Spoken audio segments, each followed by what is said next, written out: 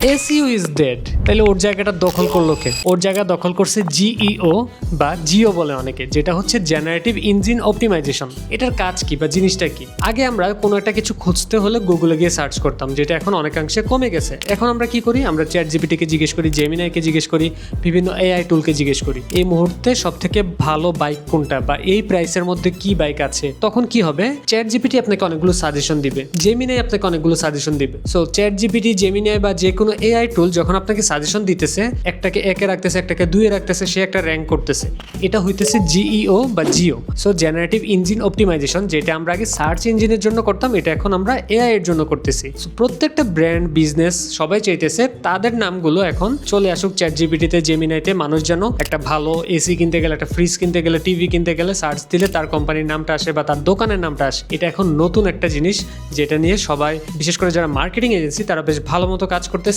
এবং আপনি যদি অ্যাজ এন ইন্ডিভিজুয়াল হয়ে থাকেন, সেটা আপনি শিখতে পারেন। এইটা আগামীতে একটা ভালো ইন্ডাস্ট্রি, কারণ সবাই চাচ্ছে তাদের বিজনেসের নামটা এআইতে চলে আসুক, এবং তাতে করে বিজনেসের জন্য ভালো এবং যারা ডিজিটাল মার্কেটার আছে তাদের জন্য ভালো, কারণ এই ধরনের কাজ কিন্তু সামনে আরো অনেক বাড়বে।